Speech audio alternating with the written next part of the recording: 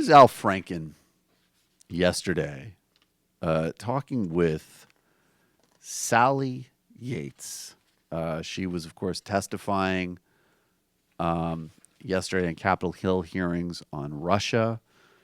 The basic takeaways from her and Clapper were that, confirmation again from Clapper that some intelligence agencies had certainly had been investigating and tracking and confirmed that there was a Russian influence that was supposedly directed at the top echelons of the Russian government. There's nothing really new here. We'd already known that at least elements of the intelligence services think that. What, again, isn't entirely new either, but it's just more confirmation that, yeah, Michael Flynn was definitely compromised and an extraordinarily shady character. It was released yesterday that one of the things President Obama told Trump about was don't hire this guy. The White House spin from Sean Spicer was, of course, Obama would say that because there was bad blood. But the reality was that, as Sally Yates said, and she warned the White House counsel, that this guy was compromised, susceptible to blackmail from the Russian government. Al Franken, and the response from the White House, according to Sally Yates, was pretty blasé. Like, well, wait a second. Who cares? Why is it your concern as an assistant attorney general if one member of the White House lies to another member of the White House? And she kind of was like, well, because there's other people that knew that they lied, including a foreign government. Al Franken has a theory as to why the White House didn't want to take General Flynn lying about his contacts with Russia seriously. And that is because he was clearly not the only one that was doing it. Here he is. We're trying to put a puzzle together here, everybody. And maybe, just maybe, he didn't get rid of a guy who lied to the vice president, who got paid by the Russians, who went on Russia Today, because there are other people in his administration who met secretly with the Russians and didn't reveal it till later, until they were caught. That may be why it took him 18 days until it came public to get rid of Mike Flynn, who was a danger to this republic. Care to comment? I don't think I'm going to touch that, Senator. Thank you. So that was a funny exchange, and that leads our attention back to a March 2nd report in the New York Times. Kushner and Flynn met with Russian envoy in December, the White House says. They've already, admitted this publicly. Jared Kushner, Mr. Trump's son-in-law and now senior advisor, also participated in meetings at the Trump Tower with Mr. Flynn and Sergei Kislyak, the Russian ambassador. But among Mr. Trump's circle, it is Flynn who appears to have been the main interlocutor to the Russian envoy. We also found out, of course, that Jeff Sessions had several meetings with Kislyak as well. And, of course, more reporting on Kushner's need to get bailed out by a Chinese firm. Let's take a minute to talk about Jared Kushner. Because there are elements of this administration and also in the conversation about Chelsea Clinton. I'm not saying that Chelsea Clinton is anywhere near as remotely as odious and as awful as Ivanka or Jared Kushner. But, a couple of years ago, Thomas Piketty published an important book on oligarchy, on the rentier class, and basically how capitalism has calcified, right, into systemic inequality. And one aspect of systemic inequality, whether it's Gamal Mubarak in Egypt or Ivanka and Jared here, is that the massive mediocrities who have no apparent abilities or talents are able to exercise enormous financial, political, and media power completely separate from any merits they may or may not have.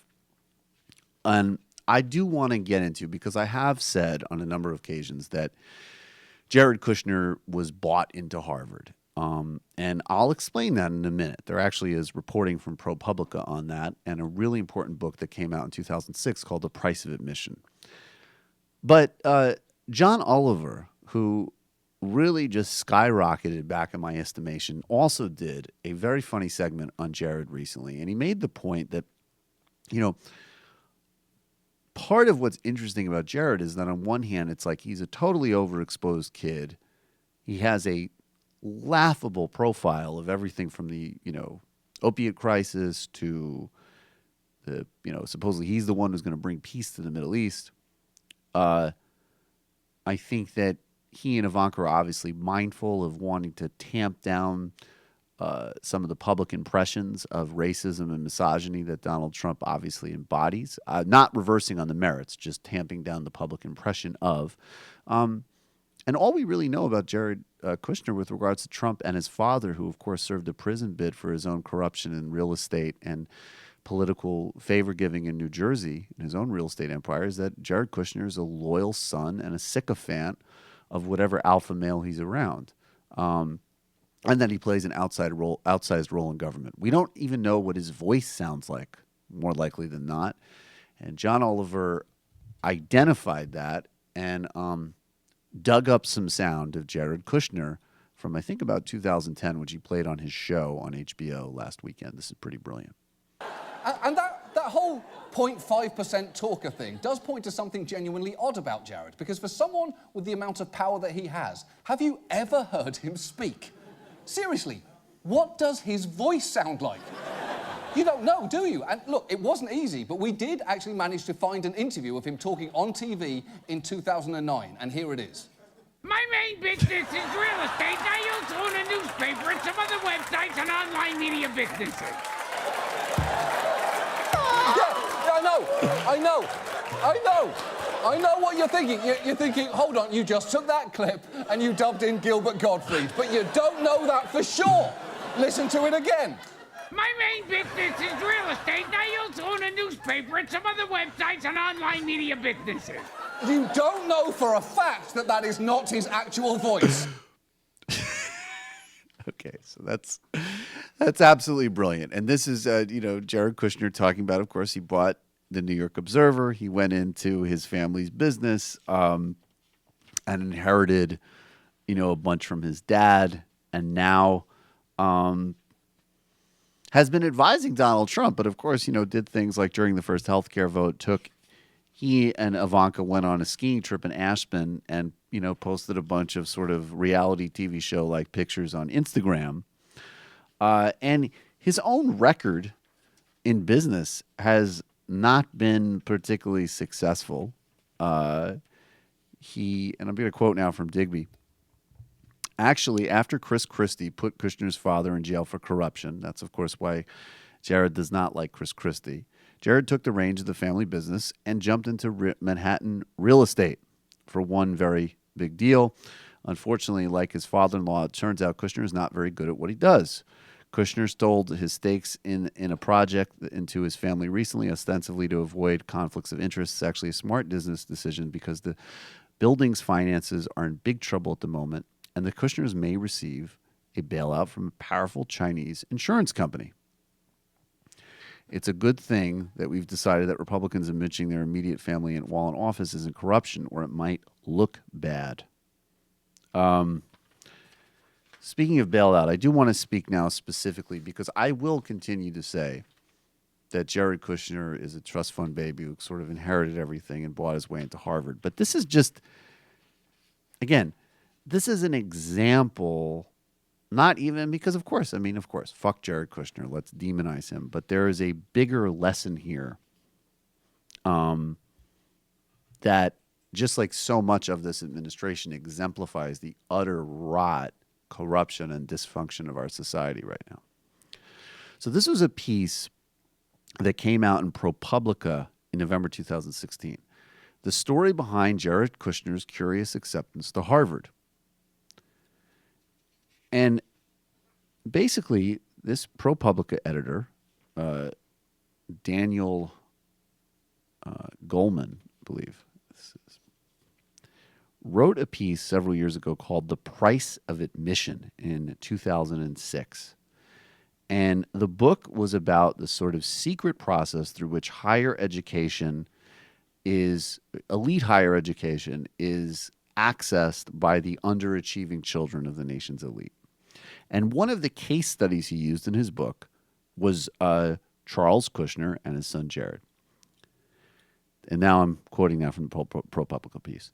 It reported that the New Jersey real estate developer Charles Kushner had pledged $2.5 million to Harvard University in 1998, not long before his son Jared was admitted to the prestigious Ivy League school. At the time, Harvard accepted about 1 of every 9 applicants. Nowadays, it takes 1 out of 20.